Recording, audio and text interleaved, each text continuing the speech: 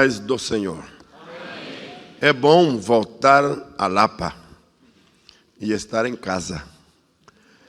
Assim como a experiência de anos passados, a gente também traz, desde quando estávamos lá.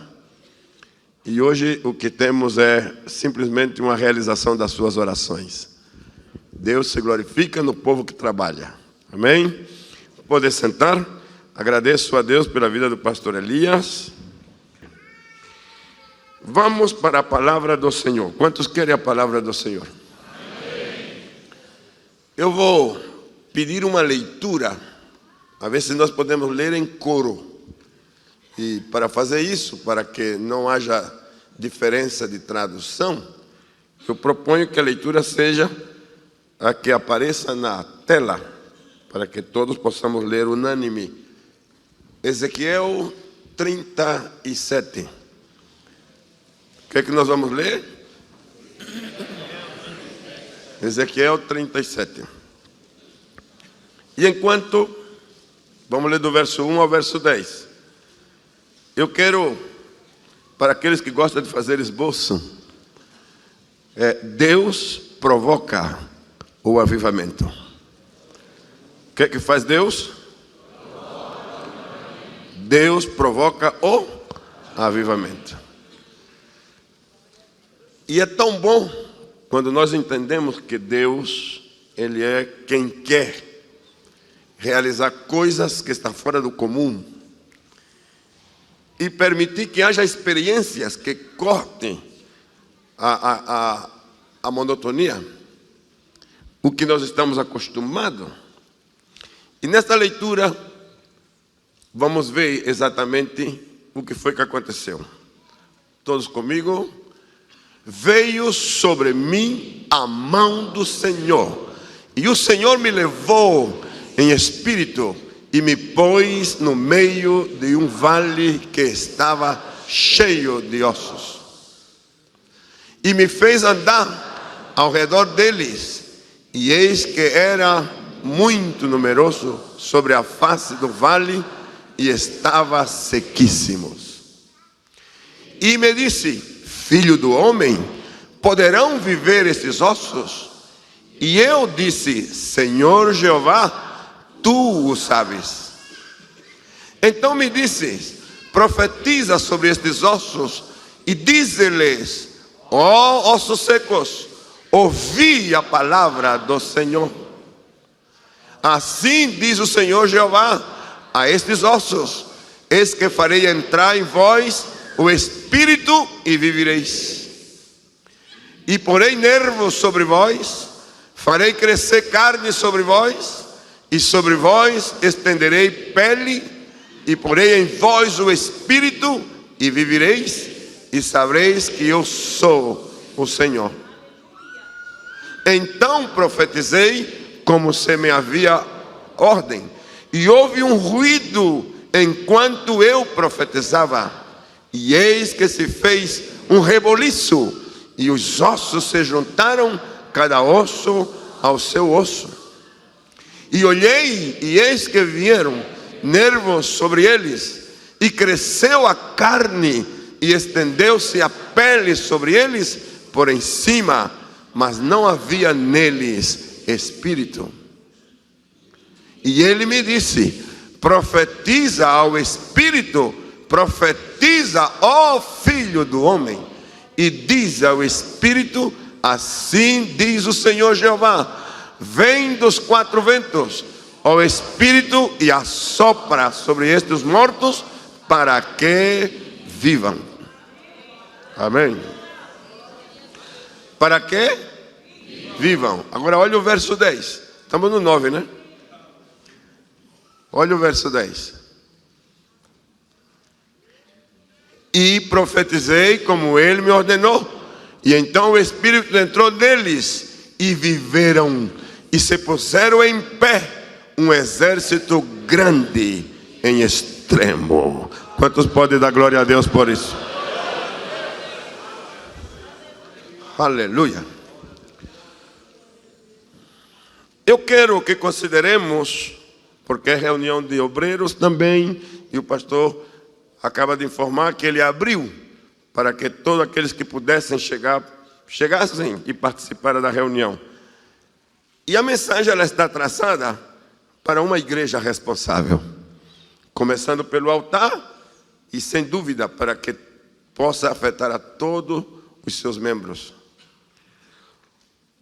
A vida de Ezequiel, ela tem um ensino para nós extraordinário, desde a perspectiva de responder a Deus e entender o seu propósito. Ezequiel, no capítulo 1, ele tem uma experiência que marca a vida dele e procura naquela experiência Deus limpar prejuízos que estavam na mente do profeta. O profeta era zeloso com Deus, amava o Senhor e sabia o valor da sua palavra. E ele viu que o povo era um povo que não prestava atenção, que não recebia a palavra com agrado e não obedecia. Ezequiel demonstra um cansaço já no seu ofício de falar. E ele como que prefere não atuar mais com a veemência que se requeria. E Deus precisa do profeta. Eu disse que Deus precisa do profeta. O interessante é que Deus precisando do profeta, e se o profeta perde interesse na missão, o Senhor pode levantar outro. É mais, em casos assim, os anjos estão atentos, dizendo: usa-me, estou aqui, às suas ordens. E um anjo atuando é eficaz, porque quem frente a um anjo não tem uma resposta muito mais contundente espiritualmente? Mas aos anjos Deus não deu essa responsabilidade, ele deu ao profeta. E nesse caso conserva o nome Ezequiel. E no capítulo 1, capítulo 2 e capítulo 3, o Senhor primeiro abre o céu. O que é que faz o Senhor? E por que eu quero falar do capítulo 1, capítulo 2 e capítulo 3? Creio que não necessito nem citar os versículos, você pode localizá-lo rápido. Só quero fazer a referência para poder entender o que aconteceu no 37. No capítulo 1, o Senhor abre o céu e ele viu visões de Deus. O que foi que ele viu? Visões de Deus. E eu chamo essa experiência de Ezequiel visão que transcende. Você não está vendo coisas da terra. Você não está vendo coisa que você está acostumado. Você não está vendo coisa que você identifica facilmente. Você está vendo visões celestiais. E Deus captura a atenção de Ezequiel e disse: essa visão, ela transcende, mas ela também está num contexto histórico. O que quer dizer contexto histórico? Eu vou abrir o calendário e você vai ver que aparece dia, mês e ano. Contexto histórico, está marcado o dia, o mês e o ano. Você precisa guardar essas datas, porque quando Deus abre o céu e quando Deus abre o calendário, é porque amanhã Ele vai cobrar. Eu disse que amanhã Ele vai cobrar. Deus está pondo o profeta no centro da história. Aleluia. Aonde está pondo Deus o profeta? No centro da história. Agora ele tem uma visão num contexto histórico. Mas aí o Senhor disse para ele, no capítulo 2, vai à casa de Israel, fala com eles. Eles são rebeldes, assim como você vê que são. Eles não prestam atenção na palavra. Eles não estão me ouvindo. quando você e outros falam por mim. Mas volte, fale com eles. Fale com eles. Não temas a rebeldia deles, as palavras deles. Não temas a raiva que eles expressem contra ti. Você simplesmente fale. Ouçam ou deixem de ouvir. Aqui eu estou já no terceiro aspecto. Você tem um ministério com dignidade profética. Quer dizer, você não está para agradar a eles. Você está para agradar àquele que está dando a palavra. Fale. E se eles não ouvem, saberá que houve profeta entre eles. Uma maneira clássica, não é? Eu tiro deles a inocência. Não pode trazer escusa depois. Não me falaram. Deus não falou. Não falou. Falou no dia tal, no mês tal, no ano tal. O rei era tal. A geografia era tal. Fale. Mas o Ezequiel, nessas 3 experiências, parece que não chegou ao ponto máximo de convencimento. Ele se mantém cauto. Deus sabe que eles são rebeldes. Mas eu não tenho ânimo de falar com eles, não. Eu não quero falar com eles, não. Não. E retém a palavra. Então, capítulo 3. E veio o Senhor sobre mim. É ele contando. E me tomou na amargura de espírito. Olha que nível ele chegou. Amargura de espírito. Eu creio que todo obreiro, em algum momento, e todo crente, em algum momento, chegou a esse ponto de sentir-se contrariado. Por que assim? Por que acontece assim? Por que passa assim? E por que comigo? E por que ele? E por que ela? E por que a cidade? E por que o país? E por que a gente? Em amargura de espírito. E há entre nós, né? Isso é entre nós. Um conceito de que Deus não trata com gente amargada. Mas aqui esse argumento cai. Porque o Senhor veio e tomou ele. O abraçou. Estando ele em amargura de espírito. E tirou ele do lugar onde ele estava e levou ele. Venha comigo, meu filho. Venha. E pôs ele aqui. E quando ele chega aqui, onde é que eu estou? Estou em Tel Aviv. Sim. E disse, e me sentei. Sim. E eu me sentei. Eu gosto da expressão. E me sentei com o povo. Me sentei com o povo. E fiquei com eles 7 dias. Atônito com o que ele estava vendo. E aqui vem a minha observação. O que é que Deus quer com Ezequiel? Que é impossível ser efetivo no ofício profético se não conhece o povo.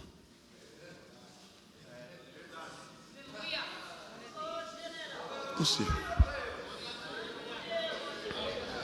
Porque a falta de conhecimento da realidade que vive o povo, o profeta pode se equivocar no raciocínio, fazendo ideias, opiniões que não quadra, que não está dentro do contexto da realidade do povo.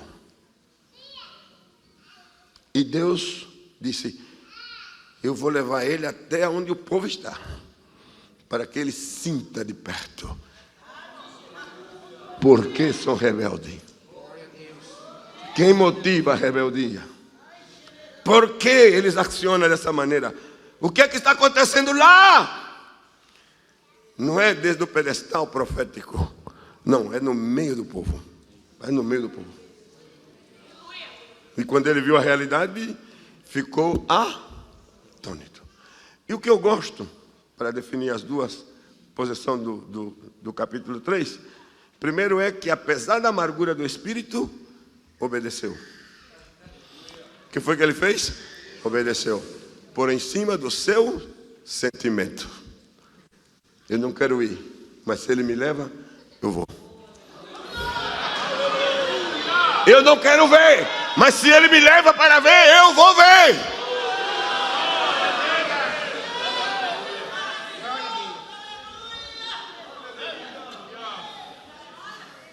E a quinta é humildade em assentar-se com o povo, sentir o cheiro do povo.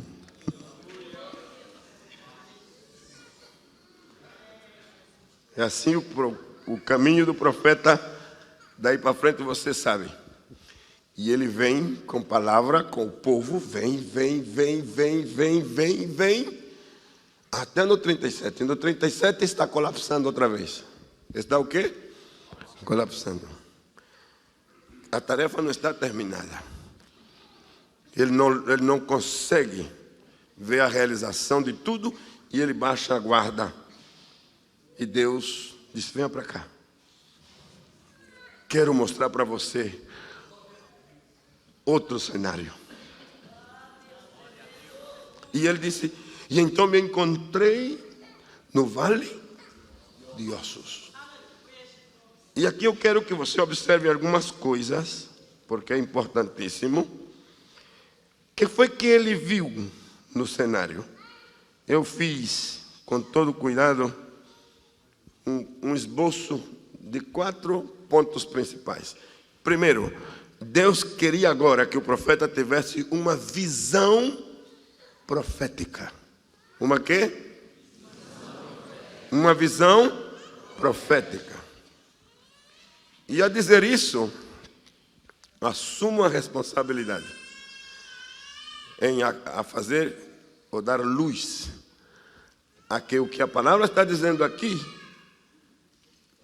e o que aconteceu com ele seguiu acontecendo com outros profetas, em diferentes ângulos e em diferentes tempos e diferentes cenários e necessidades. O profeta não pode atuar se a sua visão não é profética. Porque ele não pode projetar-se a algo que ele não vê. Eu disse que ele não pode projetar-se a algo que ele não vê. Foi Deus que perguntou. Por acaso fará Deus algo sem que primeiro revele? A quem? Aos seus profetas. Antes, Deus vai revelar. Ele vai ter visão para poder falar. Por isso que quando nós observamos o desenvolvimento profético e antes de dizer qualquer coisa sobre ele, necessário é que observemos a raiz.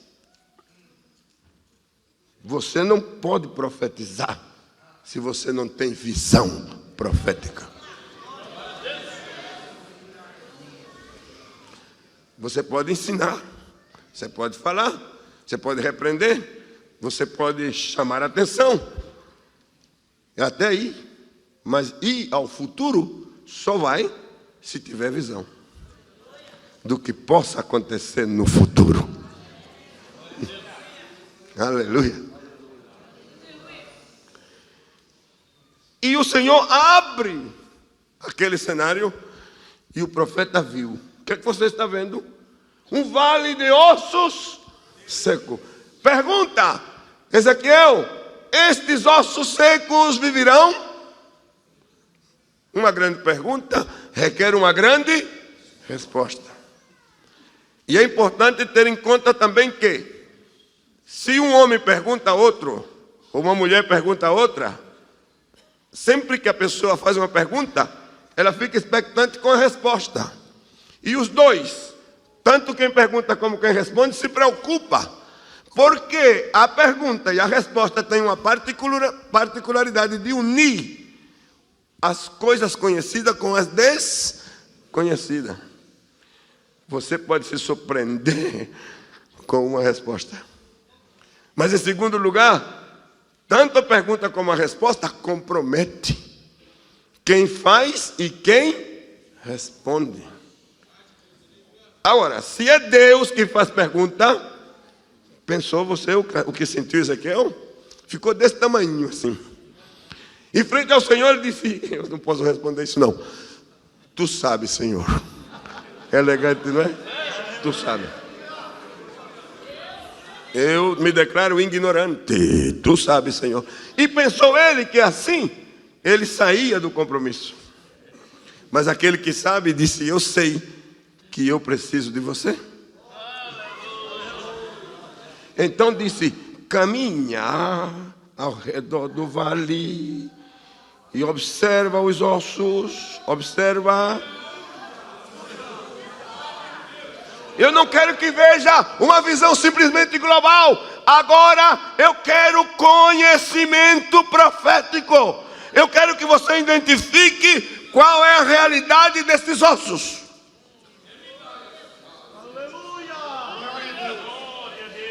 E ele viu que os ossos estavam extremamente secos. E estavam desordenados. Foi o que ele viu.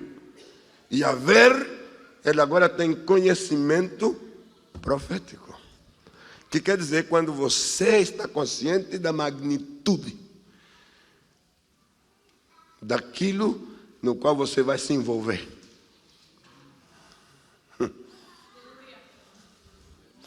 Não é o que você imagina, é o que você vê.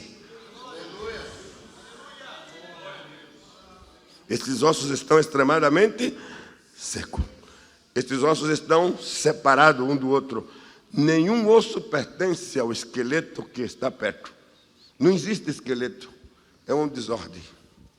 Muito bem, se você tem um vale cheio de ossos extremamente secos e estão desordenados, Ezequiel, eu quero que os ossos se juntem. E é você que vai juntá-los.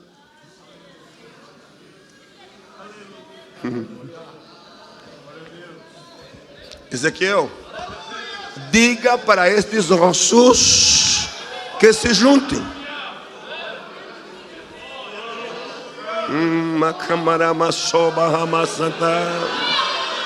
Diga. Não está escrito assim não, mas sou eu que pensei, né? Eu me pus no lugar de Ezequiel. Sendo eu ele, eu perguntava, Senhor, e acaso os ossos têm ouvido? Eu vou falar, ossos que estão secos extremadamente. Quanto tempo faz que esses ossos não vê nada? Porque para esses ossos ver, eles precisam ter corpo, ter carne, ter um olho, ter dois, ter um cérebro. E aqui só há osso. Fale com eles para saber se eles ouvem ou não. Sabe, Ezequiel, os ossos têm ouvido. E essa noite eu venho dizer, há coisas que acontecem com você, que você descarta, você anula pensando que não tem nenhum valor a sua palavra. E hoje eu venho dizer, os teus problemas têm ouvido. As tuas dificuldades têm ouvido. As enfermidades que estão nos corpos têm ouvido. A miséria que rodeia a tua casa tem ouvido. Os problemas que assaltam a nossa cidade têm ouvido. A dificuldade que traz tanta vergonha para uma nação também tem ouvido. O que falta é alguém que fale a eles.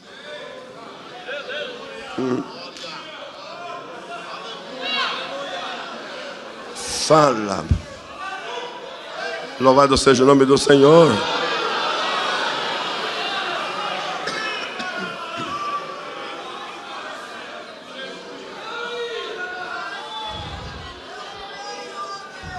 Então vamos reconstruindo. A ideia é que a palavra fique o mais claro possível. Reconstruamos. O que foi que Deus queria ensinar a Ezequiel? Uma visão profética. Segundo, quero que Deus queria que Ezequiel tivesse conhecimento profético. E terceiro, quero que Deus quer que Ezequiel possa experimentar agora. Eu não citei. Decreto profético. Você não vai dizer para os ossos secos: se vocês quiserem, se vocês acham, será possível que vocês possam me ouvir? Não, você vai dizer aos ossos secos: juntem-se. Você vai dar ordem aos ossos. Os ossos não vão mover-se se você não ordena. Os ossos não têm vontade. Os ossos obedecem uma voz. Ó igreja, eu quero dizer, estamos na hora exata quando a igreja tem que recuperar o poder profético da palavra.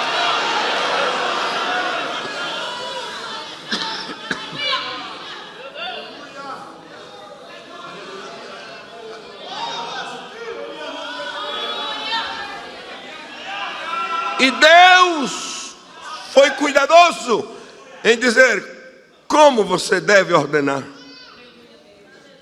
Só se juntem, vão vir nervos, vai vir carne, vai vir pele e vem espírito. Faça. E Ezequiel, eu gosto do que vem agora, o quarto.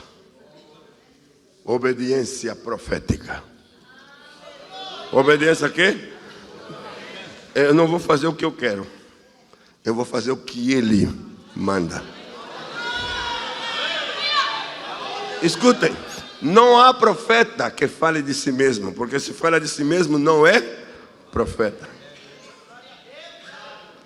Os profetas aparecem falando porque Deus pôs palavra. Deu visão. Ele deu palavra. Sim? Então agora, você decide, entra em ação ou não. E eu gostei, porque o versículo 7 disse: e profetizei. Não como eu quero, não como eu entendo. Porque se é como ele entende, sabe o que ele diria? Bem feito. Bem feito. Vocês não mereciam outra coisa senão isso mesmo. É aí mesmo, o fim é esse. Ele está cheio de preocupação. Mas não, ele não vai dizer o que ele pensa nem o que ele quer. Ele vai dizer o que o Senhor quer.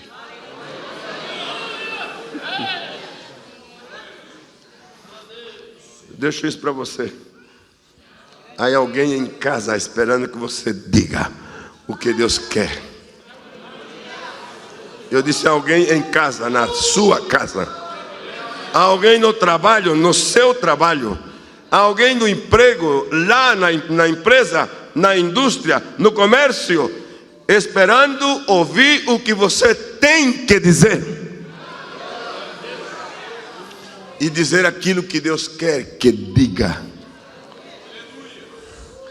Pode louvar a Deus por isso? E profetizei, como Ele me deu ordem. Quinto, e a profetizar houve resultado. O que foi que houve? Resultado profético. Não foi um resultado simples. É um resultado que marca a história. Porque é um resultado profético. Mas ali, há um movimento que eu gostaria que nós olhássemos com cuidado. Ezequiel se prepara na obediência para que haja resultado e disse: ossos, juntem-se. E quando ele disse isso, houve um grande rebuliço. O que se entende por rebuliço? Que os pedaços, as partes de um esqueleto, estava lá, outra lá, misturada com outra. O ADN, o DNA, não combina. Esse não é desse. E esse tem o dele lá. E a voz disse, juntem-se. E a ordem é, ADN se ativa para encontrar o outro, que tem o mesmo ADN. E o rebuliço foi esse, pedaço de osso correndo no vale. Eu me imagino isso, braço, uma cana de braço, de perna, fêmur, crânio, batendo no outro, trac, trac, trac, trac, trac, trac, trac, trac, trac, trac. E Ezequiel, a ver isso, ficou admirado. A luz foi tão grande que ele ficou paralisado, olhando, vendo o movimento, até que todos os ossos encontraram a sua parte e formou o esqueleto. E em forma seguida, ele começa a olhar nervos, carne, e começa pele, cobre tudo. E ele olha, e ele está completamente em êxtase. Pelo que ele está vendo o poder da palavra que está na sua boca. Eu disse, ele está vendo o poder que há da palavra que está na sua boca. Então, para nós, o perigo aqui é que, quando há uma luz tão grande como essa, encandeia. Ezequiel ficou. A luz foi muito grande e se deteve. E o Senhor está olhando para ele. Ei, Ezequiel, Ezequiel, Ezequiel, Ezequiel, profetiza, não te detenhas. Porque se você não profetiza, se você não cumpre a tarefa, se você não vai até o fim com a palavra, o que você fez foi mudar vale de ossos secos a vale de cadáver. E eu não pus você para deixar uma tarefa na metade. Quer dizer, se você para agora, o que fica aqui é pior que o primeiro.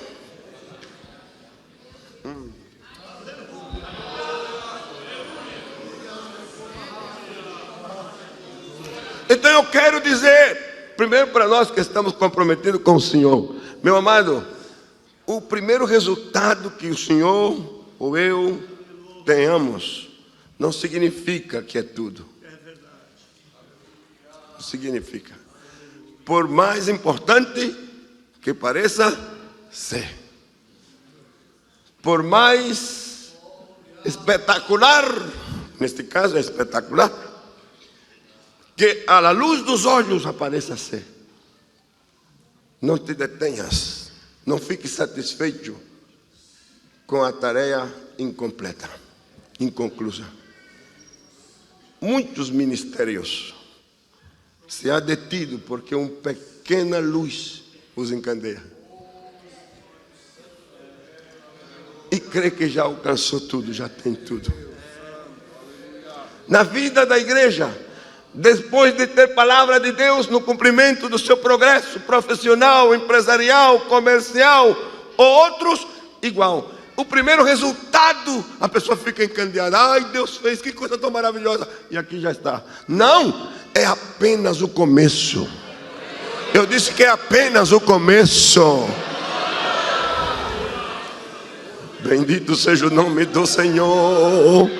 E eu venho chamar a sua atenção. Faça uma pausa nesta noite e avalie aonde foi que você se deteve. E não só quando você se deteve, senão em que situação você se deteve. E avalie o valor completo da palavra, o conteúdo dela, que é o que falta para ser feito. E não dê escusa a você mesmo. Entre em ação. Eu disse, entre em ação. Ezequiel, diz o texto, e voltei a profetizar. Completou. Espírito, vem. E quando disse isso, ele não soube como. Soprou vento. E no vento veio o Espírito. E aqueles cadáveres tiveram vida. E todos ficaram de pé. E era um grande exército. Qual é o resultado que Ezequiel está tendo agora? Está tendo o resultado da ressurreição. Há uma ressurreição profética. Eu disse que há uma ressurreição profética. A minha alma louva a Deus por isso.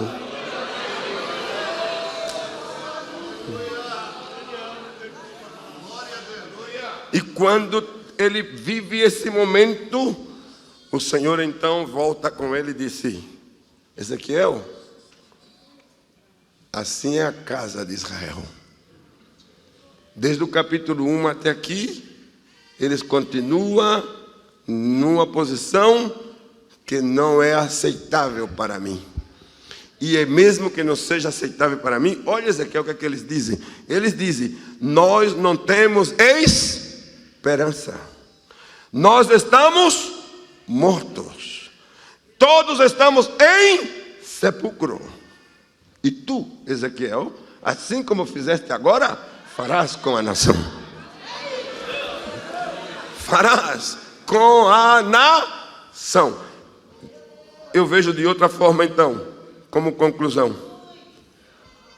Deus sempre guarda esperança.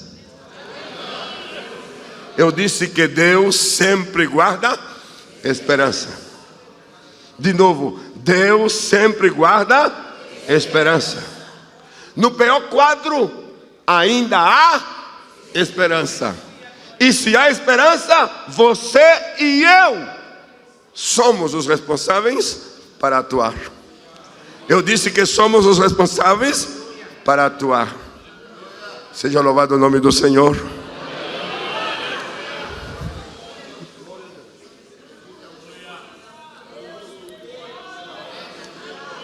Pastor Satírio, quando sucedeu isso no Novo Testamento? Há vários exemplos, mas eu quero sair do Novo Testamento, lá da primeira igreja, para vir para a igreja do século 20. Século 20. Ano 72. Lendo um jornal. O Senhor falou comigo. Toma botão na tua mão. Dá vida a botão.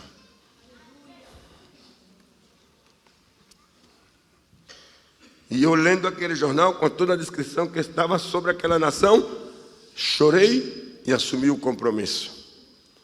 Primeira coisa que eu fiz foi comprar um Atlas Mundial, foi comprar um Almanaque Mundial, foi ler tudo sobre Botão. E logo me pus de intercessão, na intercessão. 2 anos acompanhei todos os acontecimentos que podíamos ter como notícia. A morte do rei, escrevi carta para ele, acionando o ascenso do seu filho Jimmy, os lamas que os cobriu, e tudo o que aconteceu naqueles primeiros 2 anos. Mas quando eu estou nesses primeiros 2 anos de intercessão por Botão, uma noite de oração, o Senhor me toma e me leva à Colômbia. E me mostra uma cidade e me diz, aqui farás uma obra grande e terá repercussão mundial. Me levou numa casa e naquela casa eu comi pão. Tomei café com leite e comi queijo.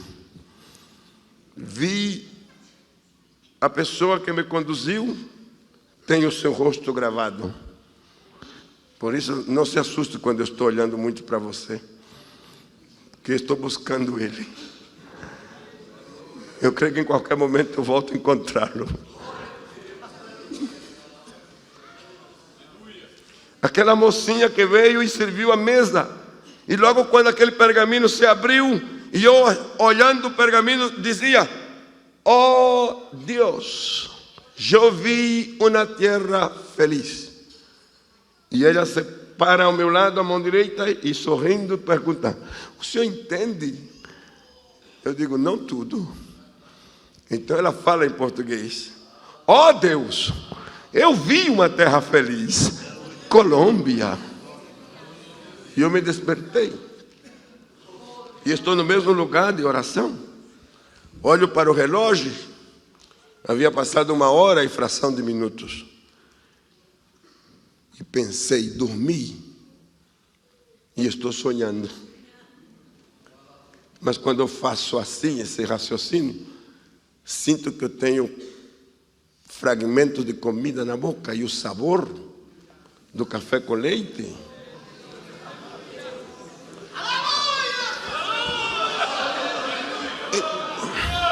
Como é de costume, quando você sente que tem algo na boca, você se preocupa e quer tirar, né? Quer encontrá-lo.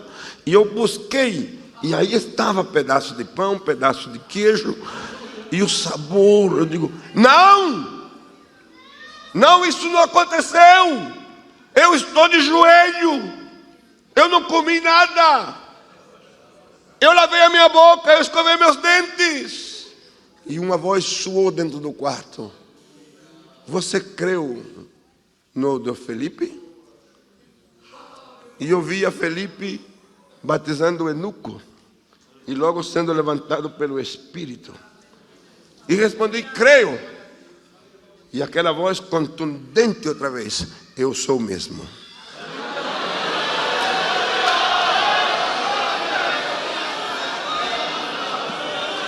Então o negócio não é só com Ezequiel, não. O negócio não é só em Mateus, em Lucas, em Marcos, em João. O negócio é hoje, é agora.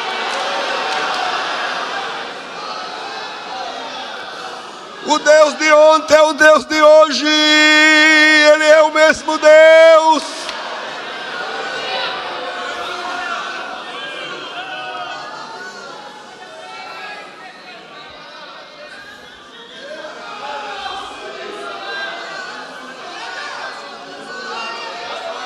Macamara chata rimara manobia cantia camas.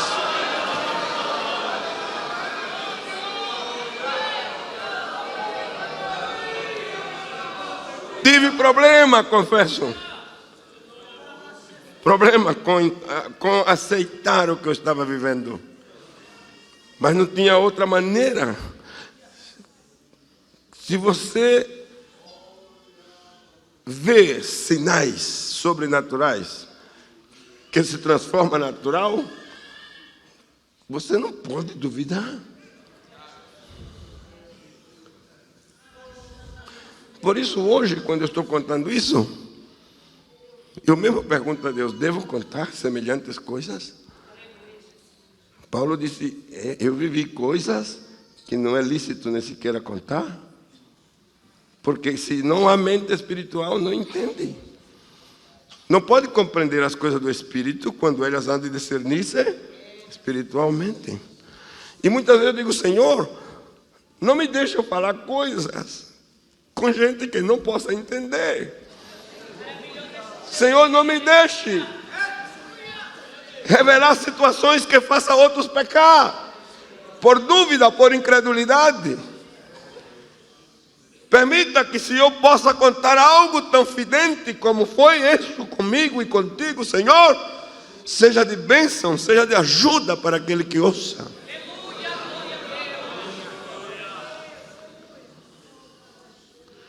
Não tem outra alternativa, senão como Ezequiel, obedecer. E o resultado, um ano depois eu estou indo para a Colômbia. E o que passou com o Butão? O Butão vai comigo. Eu levo o Butão dentro do meu espírito. Sou missionário na Colômbia. Prego, ganho alma. Batizo os primeiros 8. Depois batizo 20. Depois batizo 50. Depois batizo 100. Depois batizo 200. E o número vai crescendo. Passa de 75 a 80. 85, 90, 96. Eu estou envolvido nas missões por Colômbia. Porque Colômbia é terra feliz. Mas acontece que a Colômbia, que o Senhor está dizendo para mim que é feliz, tem guerrilha, tem narcotráfico. E eu dizendo como um louco, Colômbia, terra feliz. Pá, matou 10. Colômbia, terra feliz, enterraram 100. Colômbia, terra feliz, caiu o avião porque a bomba veio. Colômbia, terra feliz, explotaram uma outra bomba no centro comercial. Era uma carniceria. E um dia eu perguntei a Deus, e a terra feliz? E o Senhor voltou e disse, siga profetizando. Siga dizendo aos colombianos, diga aos colombianos que lá na frente, enquanto aqui eles passam pela prova, passam pela repreensão, aqui eles vão dobrar os seus corações, aqui eles vão sair do seu radicalismo, aqui eles vão arrepender-se. Você siga profetizando. Aí a minha tarefa aumentou, pela rádio, jornais, revista, e aonde eu vou? Falando, Colômbia, terra feliz. Ano 96. Estamos construindo um templo como esse. Uma cobertura enorme. E eu entro cedo. Eu tenho desejo de ver as vigas postas lá em cima. Eu tenho desejo de ver a cobertura posta. É o meu sonho. E no maior momento dos meus sonhos, entrando no templo, o Senhor me fala, chegou a hora do Butão. Butão? Butão? Eu estou orando por Butão. Chegou a hora. E não ore mais, profetize. Diga ao Butão, assim, que haverá um avivamento.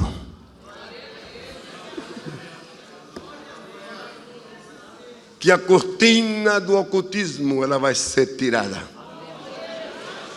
Que a cortina da escuridão vai ser retirada.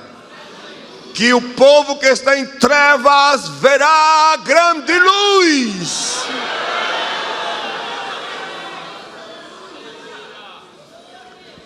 E aí entra a parte humana. Mas, Senhor, eu estou comprometido com esta obra. Eu oro por Butão. Eu oro por Butão. E procuro como dar razões a Deus. Igual que Ezequiel. E a resposta do Senhor foi contundente. Eu não amo ferro, eu não amo tijolo, eu não amo cimento, eu não amo areia. Eu não amo bloco, eu amo vidas.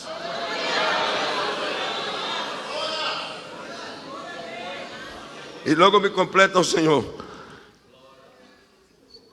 Compreenda o segundo propósito por el qual nasceu a igreja. Compreenda o quê? Compreenda. E às vezes eu penso que nós outros temos esse problema, porque só vemos um propósito. E pode ser que há mais de um propósito. Então eu fiquei ali, e eu gostaria que Deus dialogasse mais, não é? Mas não, Deus fala como pouquinho e espera. E eu fico com aquela vontade de seguir ouvindo, e onde está o Senhor? volta a falar, volta a falar. E aí, aparece na minha Bíblia aberta, livro dos Juízes, quando está sendo anunciado o nascimento de Sansão. E mandou a pergunta: Senhor, e como é que eu tenho que cuidar do menino? Como é que eu tenho que tratar o menino? O Senhor disse: trate bem, porque ele é seu filho, mas ele vem com um segundo propósito: vai ser o libertador da nação. Quer dizer, abrace ele, é seu filho, mas nunca esqueça que ele vem para cumprir um propósito, mas além de ser teu filho. E o Senhor, então, quando eu vou aí, o Senhor disse: Cúcuta, a igreja nasceu não só para ganhar o povo da sua cidade, do seu estado, da sua nação, do seu continente. Cúcuta nasceu para ser plataforma missionária.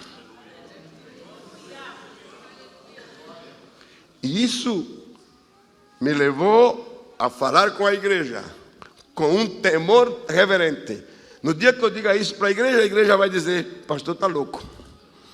Porque a nossa prioridade é construção. E no culto de ceia, todo mundo ali, eu fiz uma convocatória espiritual, e o povo veio curioso para saber. E eu expliquei para eles. E quando eu estou explicando, vem um movimento de Deus. Houve batismo com o Espírito Santo.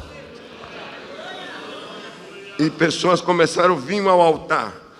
E literalmente esvaziava as suas carteiras no altar, os seus bolsos, e ponha tudo o que trazia no altar. E assim eu tive o recurso para ir ao Butão, no ano 96. E surpresa, não me fez falta para fazer o templo, para concluir. Ao contrário, depois disso começou a acontecer coisas extraordinárias com o povo. Quem tinha bicicleta passou a ter carro. Quem tinha veículos velhos passou a ter veículos novos. Quem vivia de aluguel logo passou a ter sua própria casa. Quem tinha negócios pequenos, seu negócio cresceu. E uma festa, um milagre traz outro. E o Senhor me completou. Missões, uma porta escondida aos tesouros escondidos. Então eu disse ao Senhor: tu me deste a chave e eu abri. E eu entrei no Butão hoje. Há 36 igrejas nascidas. Alguém pode louvar a Deus por isso? Alguém que pode louvar a Deus por isso? Acabo de vir do Butão. Deixei consagrado 18 novos evangelistas. E estas congregações nascidas no meio do budismo, no meio do hinduísmo, em lugares proibidos, ninguém sabe explicar o que é que está acontecendo. E a parte governo e a parte estrutura política mudou. O rei que eu escrevi a carta morreu. O filho que ascendeu ao trono abdicou e entregou para o seu filho, neto daquele rei que eu escrevi a carta. E quando entrou o neto disse: eu chamo ao Butão a um referendo. Primeira vez na história que teria uma eleição. E elegeram, ademais, um congresso. E o congresso elegeu o seu primeiro-ministro. E o rei passou a ser a figura política no campo da realeza, sem intrometer na política administrativa. Isso levou a Butão a aceitar as cartas das Nações Unidas, que tem que respeitar a diferença religiosa.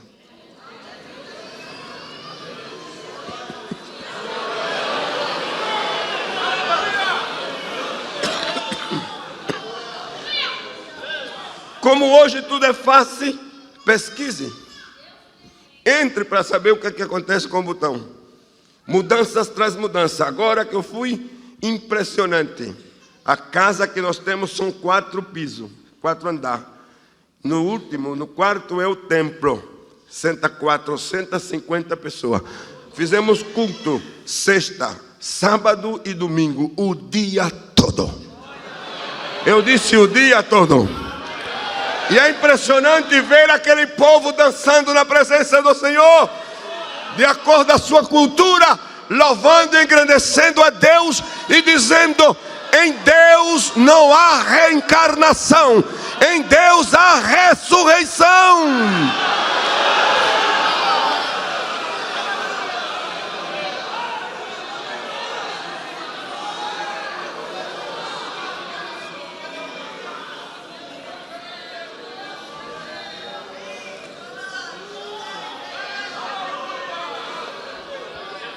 Eu pergunto, o que passaria se eu me encho de medo? Não, esse é tema da minha cabeça, é um pensamento meu. Eu não vou ficar no ridículo, eu não vou me expor dessa maneira. Se eu faço isso, estou ahorcando o espírito da palavra. E como ela não se deixa enforcar, ela salta para outro. Mas a palavra continua. Mas o homem do cenário agora é Ezequiel. E no século 21, o homem do cenário são vocês. Eu disse: são vocês, são vocês, são vocês, são vocês. Em uma ou em outra dimensão, você e eu estamos comprometidos. Diga comigo. Aí seria ao contrário. Diga: eu e você estamos comprometidos a ter uma visão profética, conhecimento profético, fazer decretos proféticos, obediência profética, para ver resultados proféticos.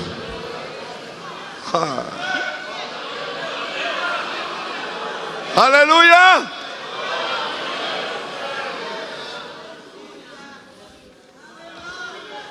Sabe como se disse do Butão hoje?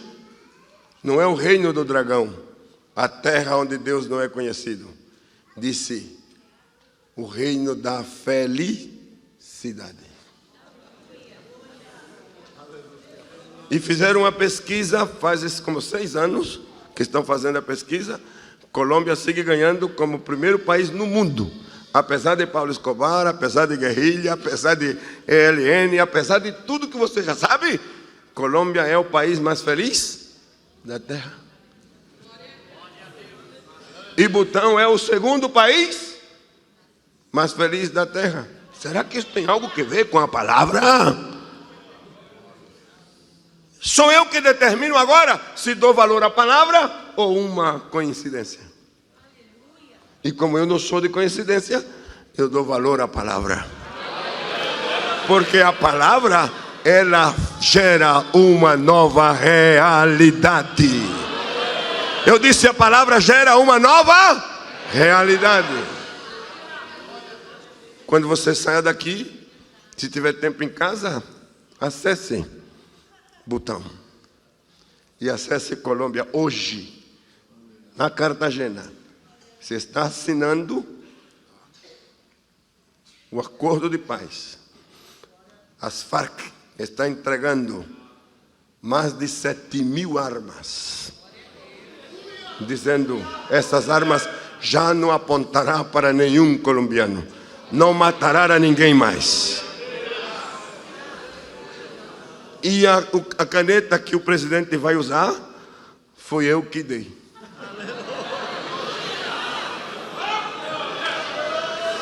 Fique de pé.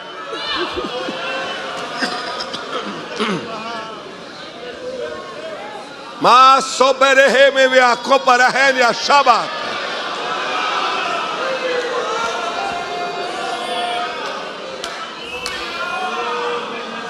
Seberecamassode ramacanto romach.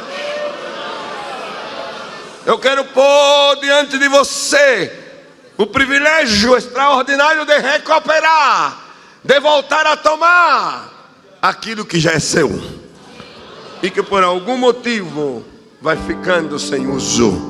Volte a usar sem abuso, mas volte a usar com todo o respeito que requeira. Volte a usar a palavra que está na sua boca. Lembre que a sua fé é uma faculdade do Espírito, mas a palavra que produz a fé, ela está na sua boca. E quando você fala, ela cria novas realidades. Pode crer nisso? Levante a sua mão. Mandoneve obishebe hamakanta kirash.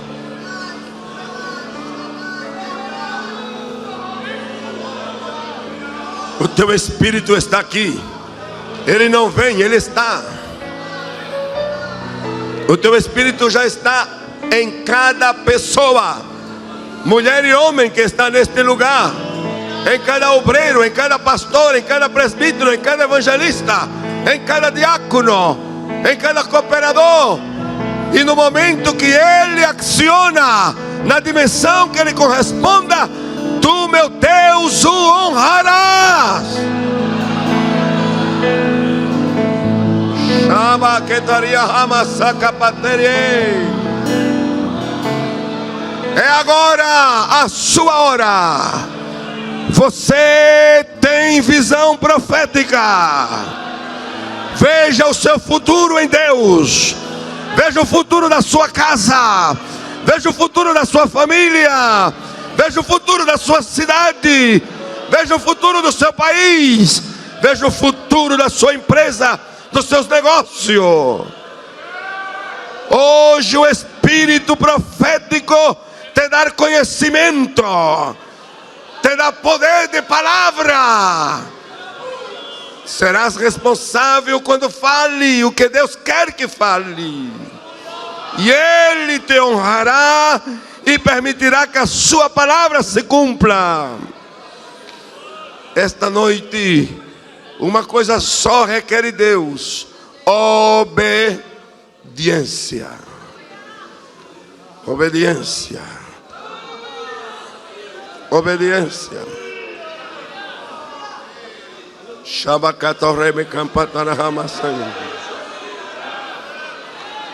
Oh, mantenha sua mão levantada e diga: Senhor, se vais fazer alguma coisa grande, extraordinária, faça comigo. Mas chebe rabacata carama sotaria camandara. Oh! Aleluia! Aleluia! Faça comigo.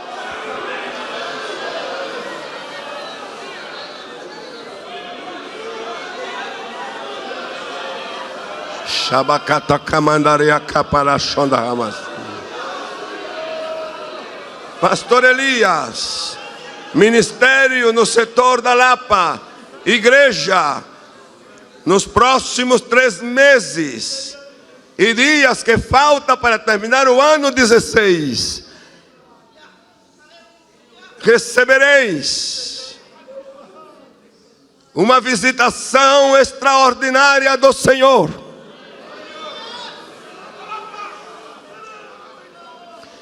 E coisas que estavam paralisadas, congeladas, se descongela. A paralisia desaparece e haverá movimento.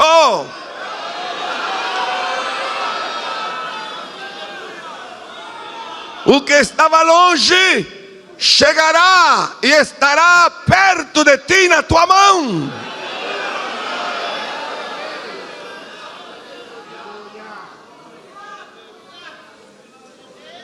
E os teus sonhos, os teus anelos, os teus projetos de vida, que enquadra na vontade do Senhor, não esperará mais. Terá cumprimento no seu tempo. Porque chegou a hora da realização divina na tua vida.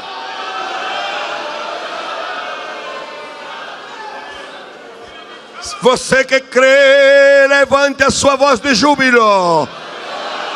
Louve a Deus antes de receber. Louve a Deus antes de ter-lo. Agradeça a Deus pela vitória.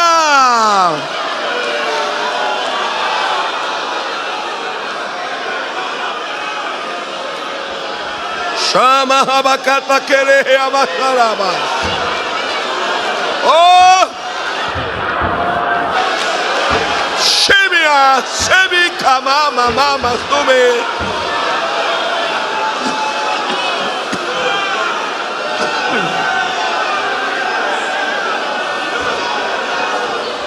La macamanaria sobe arabacata hamaneri kandahayas. Sobarakata karabashete hamanarabacataya.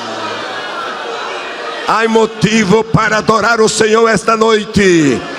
Os ossos secos se estão juntando. O corpo se está formando. Haverá ressurreição.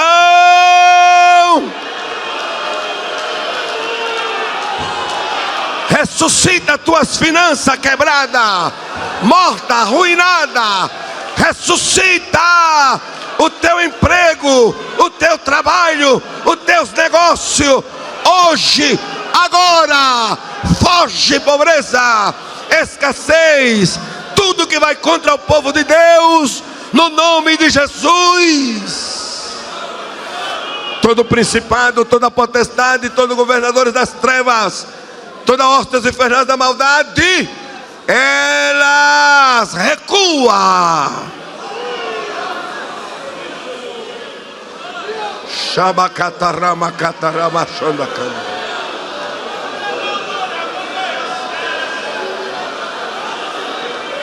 Creia antes de entender. Shabaraba babaramara sharia camaraba catacama.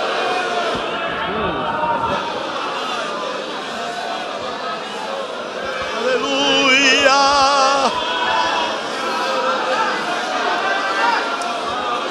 Alamana machori anderras. Aleluia. Aleluia. Aleluia. Glória a Deus, glória a Deus, glória a Deus, glória a Deus. Aleluia. Meus irmãos, eu quero fazer uma pergunta aos irmãos. Quantos de vocês querem mandar uma oferta missionária para o Butão? Acho que vocês não entenderam. Quantos querem mandar uma oferta missionária para o Butão? Nós vamos